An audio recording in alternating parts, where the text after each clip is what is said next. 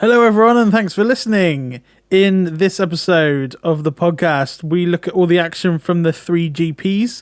We find out more about someone from the league in Meet the Driver, and I get owned. All of that and more to come. Cue intro.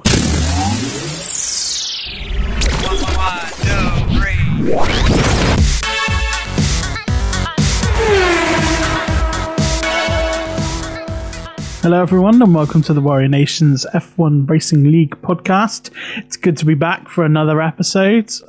Joining me as ever is the lovely Ollie. Hello Ollie. Good evening. How are you bowfar?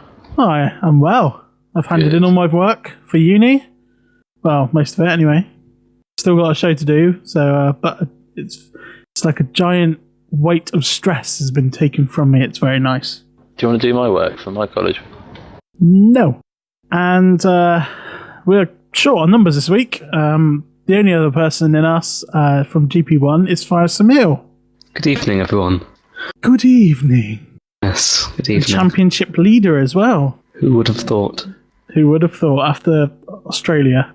Oh, I will never forget that nightmare.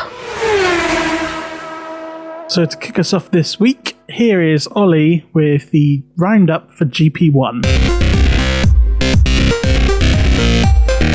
10th round of the Warrior Nations F1 League saw the drivers travel to Hockenheim for the German Grand Prix. The lights went out and the drivers went to complete their qualifying. Tuppers led the pack going into the race, but the F1 gods were not smiling today as Jay Higer had an unfortunate incident leading into turn 2, which led to a full restart of the race and qualifying. The second qualifying session took place in slightly colder conditions than the first one, with drivers struggling to get warmth in their tyres the second time round. Cube being the only driver to drop into the 114s. Soaring Wombat managed to secure the 4th spot on the grid, his best qualifying to date. The second start got off cleanly, with some epic battling from the front runners. Unfortunately for Tuppers, his race for the win was ended by a spin, and not long after, Cube's chances were scuppered as well by the nasty bump at turn 1, sending his car airborne. Another incident, this time with a faulty controller, saw bowfar go backwards from what was looking like a strong finish. Further bad decisions from his team saw his race effectively ruined with a 13th place finish. Soaring Wombat's strong qualifying was not matched in the race, and a few accidents saw him finish a disappointing 12th. A smooth and consistent drive saw the Sauber of Ollie P 1986 secure a 7th place finish, matching his best result from Malaysia. So as the drivers and teams pack up and travel to the next race, some may be thinking a decent result is due. Only time will tell when the lights go out in Hungary in a week's time for the next round of the Warrior Nation GP1 League. How was your race so far? Actually, just before I ask that question, can I just play this? Oh no, I know what it is now. Bloody controller!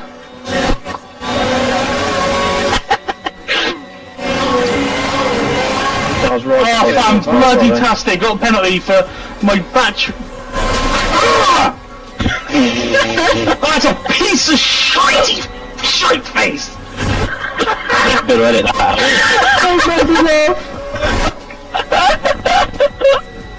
I rage. Bowfar. I lost a second and a half that lap. You swine. How was that for you, bowfar? Oh, that was horrible. I've It was never a heard somebody horrible rage race. so much. Say what? I've never heard somebody rage so much. I was angry. Yeah, when I get rage, I get it rage bad rage. I'm normally fairly chilled out, but yeah, I was under a lot of stress from uni, as I've already said, and that just kind of toppled my frustration. So where did you finish? Shut up. You're just making this so bad for me. Last. I finished last, 13th. Oh dear. I got 2 penalties for God knows what. I have no idea. For people driving through me, I guess, because my battery died. So as I was fumbling for the power lead for my plug and play controller, I got 2 penalties, and then on the way into the pits for my first penalty, I lost my front wing. So I had to go into the pit with no front wing, and then I had to come into the pits again for the other penalty. So I did 2 full laps with no front wing. Ouch. Yeah, I think you would probably have raged fairly hard if that happened to you. I don't do rage. How was your race, Emil? It was alright. It was a It was actually quite good. Probably the closest racing so far this season. The first lap, it was within inches. Me, Cube, and Tuffers, and I got a really good move on Cube in the last corner down the straight, and then got into the lead. Quite worrying this race. Thought I'd hit the invisible ramp on the first corner. Luckily, I didn't. But it's pretty plain sailing from there. Just keeping a constant gap to the cars behind. Tuffers spun it again, or something into the wall. That helped because I knew he was catching, and so it was an alright race. It was pretty boring. Just keeping it consistent. I think Tupper's time was 9/10 quicker than anyone else, and 1.2 seconds quicker his best lap. How'd you response to that? He would have definitely caught me if he had kept the car in a straight line. It would have been very close to the end of the race, I reckon. Do you think he could have matched that time? No, I don't tend to usually have. I never have the fastest setup for race pace. Usually, I never really get the fastest lap apart from Monaco because I like Monaco. That track's too easy.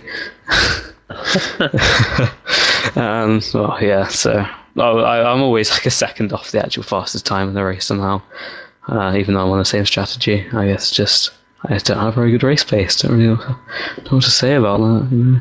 Well, I qualified 11th, and I thought I was going to get a nice fresh set of tyres for the race, and then Ferrari fan got a 10 position penalty, which put him down to P15 or wherever he ended up, and I ended up in 10th and had to start the race on the tyres I used to qualify in. Which was nice. The qualifying was on the first session we did. That was my first ever. I can't even remember the times, but was it 1:14? I think I got into the first ever 1:14, and obviously we had the accident on the first session. Had to restart, and I could not match that time again. And neither could Tuppers. He couldn't get into the 1:14s either. And then Cube ended up getting the pole, which was interesting. That's racing. And here's bowfar with the roundup of GP2. After a poor turnout in last week's race at Silverstone, GP2 was looking for a fuller grid for the German Grand Prix at Hockenheim. Rain was the word of the day as both sessions were forecast for heavy downpours. Qualifying saw the self-proclaimed wet weather specialist Mr. Tans take pole position by a commanding margin. 2 seconds behind him was a surprise result for Danielson, who had put his Red Bull alongside Mr. Tans for a career best qualifying result. HB Snipes closely followed him in third. As the lights went out, Mr. Tans stormed away. After not winning a race since Bahrain, he was keen to get himself on the top step of the podium. Turn 2 saw the rest of the drivers lock wheels, and they all came together in some way, causing them all to lose time. The biggest loser of those was Danielson. After a couple of laps into the race, he found himself in last place, and multiple spins later, he retired. The rest of the race was relatively uneventful, as by the time the first pit stops came around, Mr. Tans had extended his lead to 30 seconds over HB Snipes in second. The biggest question then was who would finish third. The answer? LMG Killers. C-Stealth and the Ferrari man had battled it out late in the race, but an unfortunate spin from C-Stealth gifted LMG Killers third place, and they all cruised home to finish the race. Mr. Tans picked up only his third win of the season and extends his lead to 39 points over HB Snipes on 195 points in second. LMG Killers passes C-Stealth in the championship on 112, just 2 points ahead of his rival. The race saw a few more drivers, but not the full grid we all expected. Will the week's break for the real Canadian Grand Prix give the racers a chance to recharge and resume their fight for points in the next race of the Warrior Nation's F1 Racing League? Well, apparently it rained this week, didn't it, in GP2? Yes, very wet. I think it was wet all the way through as well, so wet quality and a wet race, which I guess is more helpful than having like one or the other. Or one and the other, because it means you don't have to worry about, oh, should I use my dry setup just in case, if you have a dry setup. So that was helpful for them, I think. And we had a massive increase in numbers. Was it by 2 or 3 this week? It was over double. Wow. It was They had 5 people racing in total. Might have 7 by next week, if they're lucky. Maybe. I think Volts is back. Volts has been on holiday.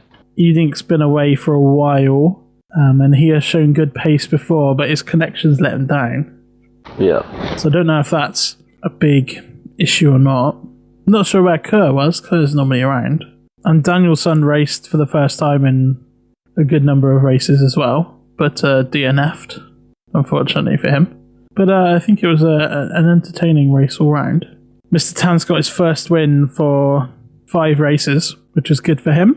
Sure, he will appreciate the points. Yes, he will, I think. He's had a string of second places.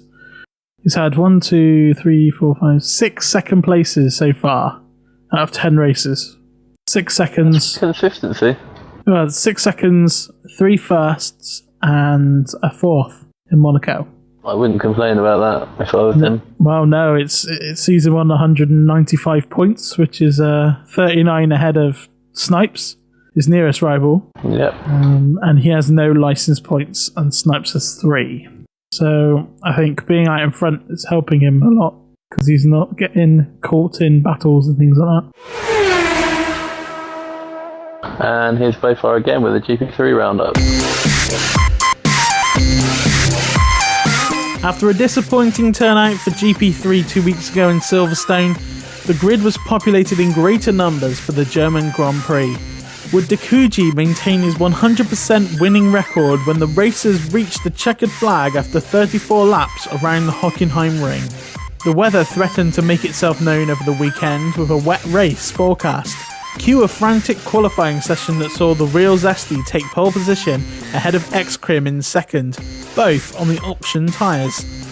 Championship leader Dakuji qualified in 5th, but did so on prime tyres. Would he be able to outsmart the leaders with his tyre strategy? The race came, but the rain didn't, although its threat loomed over the circuit as the racers set off. The Real Zesty and X-Crim managed to storm away. Kieran G101 and debutant Roma Tricchio came together on the first lap, which saw them both lose places. Dakuji managed to squeeze his way through the carnage to take 3rd position. As the leading pair stormed away on the quicker tyres, Dakuji played the waiting game and pitted on lap 26 when he picked up a puncture from tyre degradation. By then the heavens had opened and everyone came in for intermediate tyres. X-Crim struggled to find grip and lost out to Superless Luke and another debutant, Bouncing Biscuit. He eventually finished in 5th place behind the pair. The Real Zesty was too fast for Dakuji though and took his 2nd win in a row, and with it broke Dakuji's 100% winning record. So after 6 rounds, the championship standings look like this. Dakuji still leads with 118 points, a whole 51 ahead of his teammate X-Crim in 2nd. The Real Zesty jumps to within 2 points of X-Crim in 3rd with 65 points after his 2nd race win of the season. In a race that saw 4 debutants, a new flavour has entered GP3, which also saw Dakuji lose his 100% winning record. Could this be a sign that the championship title is well and truly up for grabs with 10 races left to go? All we do know is that you will not want to miss the next round of the Warrior Nations F1 Racing League. So GP3, first time Dakuji has been beaten when he's raced. A massive accomplishment. And X-Crim last week said that the Real Zesty would be the one to do it, and he did. He delivered in Germany, and he beat Dakuji to the top of the podium, which is a fantastic achievement for him. 2nd was Dakuji, and 3rd was Superless Luke, or Luck. New driver. Is this Superless Luke or Luck? I'm not sure. I don't know, because I don't know what it is, but that's 2 podiums in a row in his first 2 races. He looks pretty quick driver indeed. So it's good to get some nice new people, some fresh blood into GP3, and we're always looking for people to join. So absolutely, yes. But so, the Real Zesty, just going to say, Real Zesty's always been top of the qualifying, but hasn't been able to pull it out for the race. So it's nice to see him finally win a race. It is indeed. I mean, in Spain, the first race, the Real Zesty was pole, and Monaco, he DNF'd, and we don't actually know what the pole lap is for Monaco because no one's put it up on the thing. Toppers, get your act together and do it. And he was pole in Germany as well, with a very quick lap actually, 1:14. So he's making his mark on the championship, and it's good to see someone actually take it to DQG. So he's put himself into third place, and it looks as if X-Crim's under a bit of pressure to keep the second place from him. So exciting stuff in GP3, wouldn't you agree? I would. And it's great actually because X-Crim normally does a live stream of from his point of view. So I'm sure if he was here today, he would be plugging that. So I'll plug it for him. He is a subscriber to our YouTube channel. So if you are new to us, then have a look at our subscribers and you'll find X-Crim. I don't know what the exact URL is for his channel, but go ahead and check him out. Normally, Ollie introduces Meet the Driver, but this week we thought I would do it because he is the subject of it. So here's Meet the Driver for this week. My gamer tag is Ollie P 1986 and I race in the GP1 League. I drive for the Sauber team. My first F1 related memory was watching the likes of Senna and Schumacher in Senna's final year at my uncle's house. My favourite F1 driver of all time is Ayrton Senna. I just think the speed he had was immense, and it was such a shame that he died so soon. My favourite F1 moment was Jenson Button winning the 2011 Canadian Grand Prix. His drive through the wet was unbelievable. To go from last to first to last to first again was unbelievable. My pick for the title this season would have to still be Tuppers, because he's still got a lot of pace. He's just had an unfortunate few races, but the points are still there. He's still got enough points to win it. Right, so it's come to the time of the podcast where we look ahead to the next race.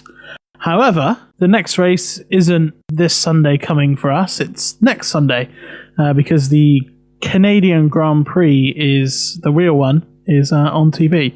So the wheel one. The wheel one. I turned in turning into Jonathan Wass. He's a noted presenter. You know, why shouldn't I emulate him? Yeah. Anyway, so that's one thing you don't need to worry about if you are in two minds of whether to join the league or not. We always take into consideration when live races are happening, the ones that are live on TV, either on the BBC or Sky. So there's no need to worry about that if that's one of the things you're concerned about coming on to joining into this league. We always take that into consideration and have a week off or postpone the time or change it up a bit. So that's what we'll be doing this Sunday. But next Sunday we will be racing around Hungary. How do you fancy your chances around that track via Samil? I guess it will just be, well, hopefully second place, as I usually say. I particularly hate this track. It never seems to go well for me. Like most tracks, they always have that, corner which can ruin your lap. Germany, the first corner. Canada, the chicane. This track, the fast left-hander up the hill, always catches me out, and I'll probably spin and put it into the tyres, lose a front wing. That'll probably happen at some point. But, I'll try for the win again. Try and get my 5th win. It'll be very nice. Still haven't got any penalty points, so I'll try not getting another one here. So, yeah, I might crash, might not. Who knows? That fast left-hander is a little bit tricky. Do you not, when you take it, do you normally shift down 1 gear, 2 gears? Do you not shift down any gears? Just the one usually. I mean, yeah, just the one. It's just, I guess it's a lot of practice because I know some people can cut it and get away with it. Whenever I don't try and cut it, but if you try to keep one wheel, on the grass, it's quite hard to do that corner perfectly, or at least for me. So I lift off sometimes going around there, but I don't know. I guess I might just get lucky at some point and then be able to get a good lap time in. I mean, what kind of lap times are you looking at? I haven't seen anybody else yet.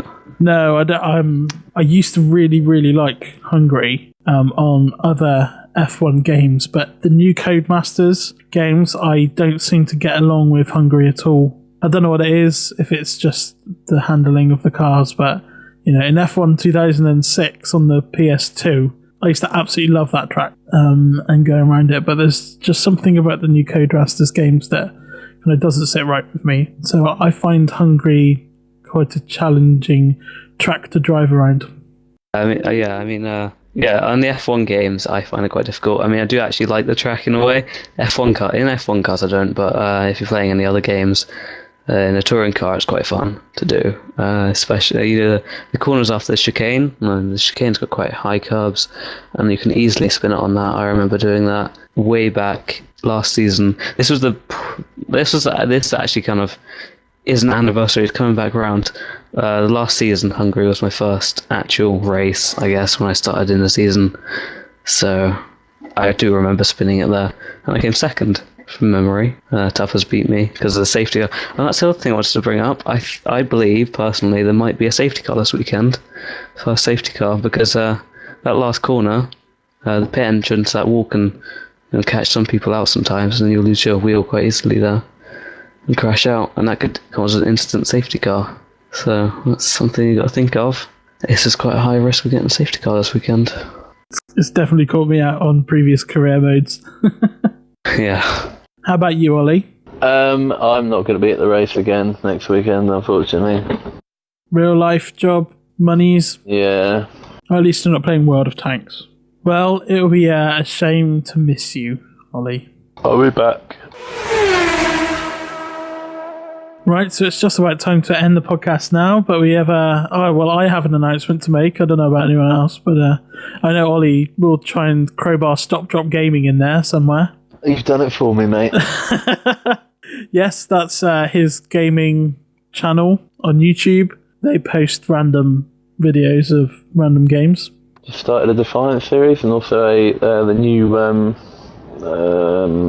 Resident Evil game as well. Cool story, bro. Mm-hmm. By the way, the race as it is coming, it's just taking a bit of time because I've had tests and things this week, so I haven't had much time to do it, but it's coming this weekend because I know everybody is looking forward to it, as they always do. Can't wait, mate. Yes. I know, everybody loves it. I can tell. I get about 4 likes per video, and we have 30 subscribers. It's brilliant.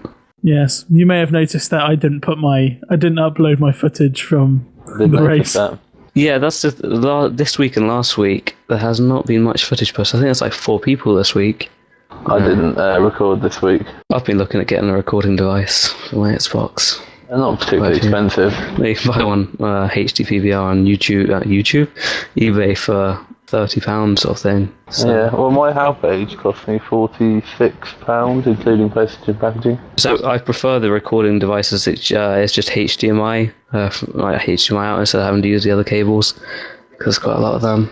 That's what I don't like about the HD PVR. There's a lot of cables. Yeah, there are quite a few cables.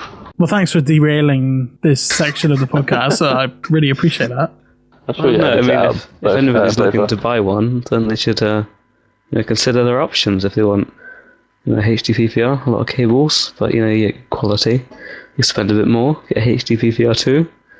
It's not as many cables, there's quality, 1080p. You can get there's plenty out there. You can get things for your computer, put them in the PCI slots, and HDMI from there to your Xbox and your TV.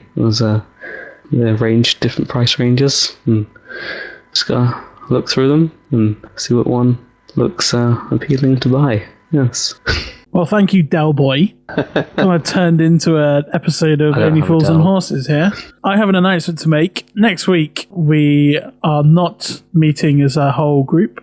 It's just going to be myself. And you know how we always said we're going to do an outtakes episode? Well, next week, it's going to happen. So I'm going to be sifting through a lot of, all the shows that we've done so far and looking out for those funny bits that never made it into the podcast, either for time reasons or because they were a little bit rude. But that'll be fine because it's all outtakes. And in the future, I'm going to be doing an episode looking back at the ones that we've done so far and picking out your favourite moments of it. So if you are an avid listener of the podcast, or even if this is the first time you've ever heard the podcast, go back through the podcast. They're a really good listen. This is the 16th one, so there's not loads. to listen to. And if there's a particular moment that you'd like to hear again, one comes to mind was when we were doing Banter of the Week and Josh said his infamous line.